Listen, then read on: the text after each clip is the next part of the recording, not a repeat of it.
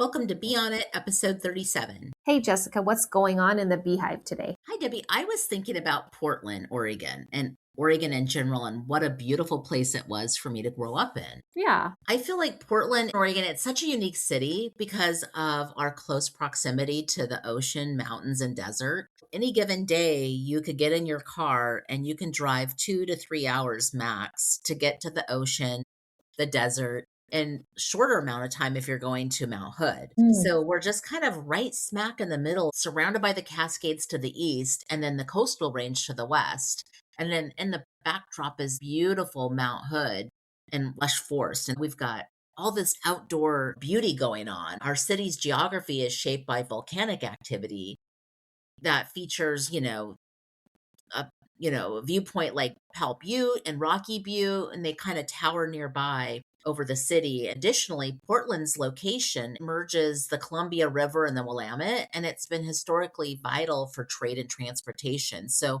we've got a really unique city that offers so much. Most people know of Portland, Maine, but I don't know if they always know about Portland, Oregon and what it has to offer. Right. Because you're a Portland native, born and raised.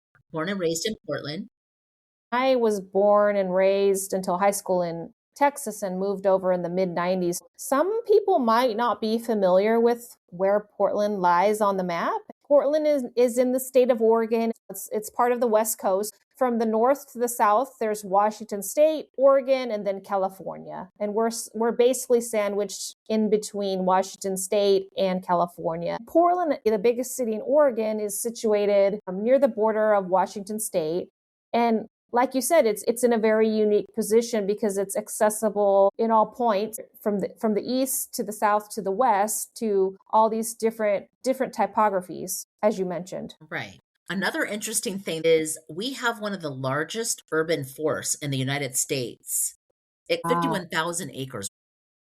Forest Park is our urban forest, and it features more than 80 miles of trails, including the 30-mile Wildwood Trail, which connects to the city's 40-mile loop system. And in this park, it's a very vital ecological, resource, and it supports a diverse range of wildlife. When you're looking at the city of Portland, you could see this range, and it's just massive. If you're flying in, you'll definitely notice the difference when you reach Oregon, especially our evergreens. It's breathtaking. Yeah. It really is, especially on a bright sunny day. You can see not only Mount Hood, but you might even see into Washington, Mount St. Helens and Jefferson on a really good day from different vantage points throughout the city. It's a beautiful, breathtaking city on a nice clear day, but oftentimes our weather is very rainy. And this is what brings our green, is all the rain that we get. Yeah, temperate weather is our warm seasons, I would say June through September. Okay. But the rest of it's pretty rainy. So we're rainy and wet from October until summer? I'd say sometimes in June it can be pretty wet and rainy. It just depends. I mean, the thing about our weather is we might get an 80-degree day one day and rain the next day. Spring weather is very all over the place. I've seen it literally rain, snow, and sunshine in one day in the spring. And that might be March, that might be April. It's random. And from year to year, depending on if it's La Nina or not, you'll get a wide range of weather. It's been a warmer season this winter. We didn't have the snow that we normally had, which is worrisome because we do have wildfires. And so that is something that we have to be concerned about in the summer. It's going to get very dry. It's a concern. Traveling wise, the summer would be a good time to visit. Oh, for sure. There's just more going on. Like there's more activities. If you're an outdoors person, come in the summertime. There's more festivals going on. There's more to do. It's warmer. You can reserve camping spots. So I would say it's the best time to come to really just observe all the beauty that we have to offer. I mean, if you want to come in the wintertime, there's some things going on as well, but not as much. It's going to be spread out. You do a lot of indoor activity during those cooler months and rainier months. Also known for our waterfalls. We have our gorge area where we have our most known waterfall, Multnomah Falls. It's a stunning 2-tiered waterfall with an upper drop at 542 feet and a lower drop of 69 feet. totaling 620 feet in height. That's Wow. huge. It makes it the tallest waterfall in Oregon and one of the tallest in the United States. That's a very popular destination for people to come visit. And I would say if you're going to come visit, make sure that you purchase a time slotted time or with a tour. If you want to come with your own car that you've rented, I would come before 8 a.m. and you'll be able to get in and look around and hike up to the bridge with no problem. With Portland, everything's spread out. You definitely have to have a car and you have to have the mindset that you're not going to see everything while you're here. If you want to see multiple things, I would stay in multiple places. I wouldn't just stay at one hotel or Airbnb. I would pick several places for a couple of days and exploring Highway 101, which is along the coastal range. I would recommend staying down there for a couple of days. And then if you're planning on going to the desert area, Bend area has Sun River resorts. There's tons of places that you can stay if you want to explore the Bend area, which has a lot of our caves and our volcano that you can walk up and explore. Hiking, there's Smith Rock. So many cool features that Oregon offers. Crater Lake. Oh, There's so much to see. If you're gonna go to Multnomah Falls, I would say Hood River is a cute little town, and mhm. it's known for its windsurfing and kiteboarding. It's a renowned destination where people come from all over the world because of the way the river is and the wind. It's like a perfect wind tunnel. It's a very popular destination with lots of restaurants and places to stay. So worth checking out if you're going to Multnomah Falls anyway. There's several waterfalls along the way. That's important for people to know before they come travel here is that obviously they're going to need to do their research and customize their trip to their interests, but you definitely want to have a car because we are spaced out. In order to get a good array of things. I kind of think of it as a segmented itinerary because they're going to want to maybe see parts of Portland and then they might want to go to Eastern Oregon or Southern Oregon or to the beach. So if that is the itinerary, then obviously staying at multiple places for lodging is the way to go. We have so many unique Airbnbs and resorts here in Oregon Mhm. that I don't think you can go wrong. I think that you're going to find something that fits your needs and your family's needs. It's worth mentioning our Canita Resort. It's a tribal owned resort and it's a part of my childhood. We grew up going there and swimming, and there's whitewater rafting. I think they still offer horseback riding. There's a casino for those that like casinos. It's just kind of midway between Portland and Central Oregon and Bend. It's a nice kind of stop to kind of check out our desert area and check out what they have to offer. If you're heading in another direction, down to the beach areas, there's Astoria, where that's most famous for the Goonies Festival in June. Mhm. That's worth checking out. It's very easy to spend a day in Astoria or a half a day and then make your way down 101 to Cannon Beach. You could basically go all the way down 101 and like have your reservations for hotels and check out our cute beaches. Seaside's going to be more of your like touristy area with lots of gift shops, very big and busy for spring break time and summer. Cannon Beach is a little bit more laid back, and visually you're going to have the Haystack Rock and you'll be able to check out the beaches. Newport Beach is going to have your aquarium, and Lincoln City is going to have your fun outlets shopping that you can do at the beach. Seaside has it too. They're just smaller. It has like a little river attached to the ocean that's a little bit warmer. Our oceans are not warm, just to keep that in mind. And even in the summertime is very, very cold. I would recommend a wetsuit, and they can be very dangerous. Don't turn your back on the ocean. It is very powerful, and unfortunately you really have to, be aware of the warning signs that are posted. I know it's windy and I always am cold when I'm at the beach unless it's like midday and the sun is out. It is not a warm beach, so you need to bring your gear with you. It's the Pacific Ocean, so be very careful. And I would say fun things to do around Portland in the summertime. We have the Rose Festival. That's a beautiful time to come to observe parades, and we have the dragon boat races. Beautiful time to come and look at our rose gardens at the Washington Park.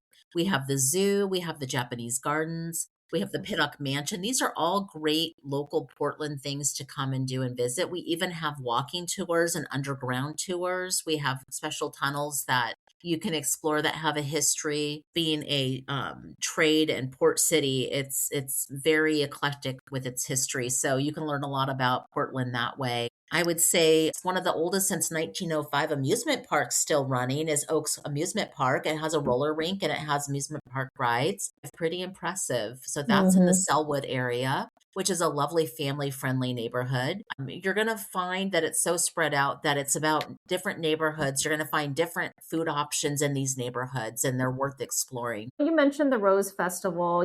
You'll need to research when that will be happening in Portland, Oregon, but I think late May to early June. First Definitely. couple weeks in June, I believe, are when the Rose Festival happenings. You'd have to research the exact dates. Right. Also in July, we have the Jazz Blues Festival. And the Saturday Market, I think, is open spring to late September, I believe. Okay. That's worth exploring. Just little markets of local vendors. All the neighborhoods have farmers markets in the summertime, and that's really fun. You're going to find fresh fruits and different like art and different vendors available. And also, just to mention, if we're talking about downtown Portland, what's available there is city transit is like buses. There's the Portland streetcar, and then there's the MAX, which is light rail. I would downtown in most downtown areas and cities, that's where you go and you hang out and there's a lot to do down there. Ours is a little bit different, especially Hmm. since COVID. When COVID took place, there were a lot of unfortunate things that happened where a lot of homeless and people that were drug addicted took over. And so Portland has spent a lot of time trying to clean up downtown area and make it open to everybody. A lot of shops closed down, Yeah. and I think they're still trying to recover. I would say it's a area worth visiting. An area that you should be aware of and be careful of would be near Burnside area where you're going to see more of the drug addicted and the houseless. Just something to be aware of, especially at night if you're in that area. You just want to be aware of your surroundings and your safety.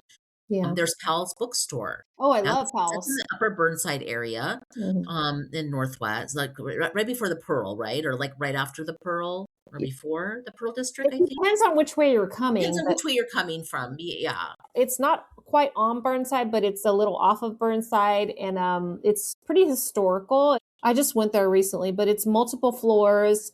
It's has if you are a book lover, you'll just probably spend a few hours there. It's wonderful. We have a beautiful Portland Art Museum too. I always like to talk about that because it's fun going to. They have different features, especially things to the north, like things related to the Northwest. You'll see a lot of like, tribal art and artifacts and things like that. So I always appreciate it. And they always feature different artists. What's really unique to our state is Mhm. the Enchanted Forest. It has been around for a long time, Mhm. family owned amusement park, and just no place like it. It's an unusual part of Oregon. I think it's worth visiting if you have the time. I've driven past it. I've never been though. It's unique. I grew up going there. We went there for field trips as kids. My kids are familiar with it. I don't want to give too much away, but check it out for your guys' self and determine if that feels like it's a fun place for you to go visit. It's Oregon nostalgic. In Portland, there's OMSI too, which Oh, yeah, I forgot about OMSI, yeah. Oregon Museum of Science and Industry, the Crystal Springs Rhododendron Garden. Is that in Southeast Southeast Portland? Portland. I was beautiful. And there's just a lot of coffee shops in the Portland area. I would say Alberta neighborhood's a good area for coffee and food. I would say Mississippi is a fun area for different shops and restaurants. Southeast Portland, Division, Belmont area, fun for different bars and restaurants. It depends on what you're coming here for. Portland's a Mhm. very foodie town, but it's very spread out. So do your research, ask on Reddit, depends on, what you're loving. I would say we have fun themed bars if you're really into that. Great restaurants, especially in the southeast area. Even Beaverton out in the suburbs have really good restaurants. So everything is so spread out. It depends on really what you're looking for. You may be all over the place if you're, in Oregon or Portland for a week. You might be hopping Yeah, all over neighborhoods. I encourage that. I think I that's a encourage great it. You'll plan. really get Yeah. a feel Uh, for the neighborhood by doing that. I went to this recently is the tram. It's the OHSU SkyTram. Have you been on that? Have. It's been a while. Yeah, that was interesting. It'll take you from the campus at Oregon Health and Science University down to By the Tillicum Bridge area, and right? I've never been on the Tillicum Bridge either. Oh, Have it's you? beautiful. Yes, I've Okay, I walked it. haven't. If you walk across it, you can kind of walk the trail to get to OMSI. There's some different like cafes and things over there. It's a good walk. I think our bridges are fun. They're easy to walk or bike. We're a very bikeable city, and that's what we're known for. Walkable, it depends. It's more neighborhood based. I think you can definitely walk over some of our bridges, like the Hawthorne Bridge, the Tillicum Bridge. There's a few other bridges that are pretty walkable. You definitely need a car if you want to get around and see all the things. To make the most of your time. Make the most of your time. I agree. So I would just say the takeaway is do your research. We're a beautiful city that has a lot to offer. We're not a big city. We're spread out, and I think we try to be welcoming. People kind of keep to themselves. You're necessarily going to get good morning if you're walking by somebody. It might be hit and miss. And it doesn't mean that they're rude. They kind of keep to themselves. They try not to bother us, but it doesn't mean we're not like wanting to talk to people. That people might find our no sales tax hospitable, though. We don't have a sales tax here in Oregon. So if you find something that's on sale for $2.99, that's exactly how much you'll pay. Which is really nice and economical in this day and age. Yeah. There's a lot of free things to do here, especially in the summertime. A lot of like parks you can go visit for free.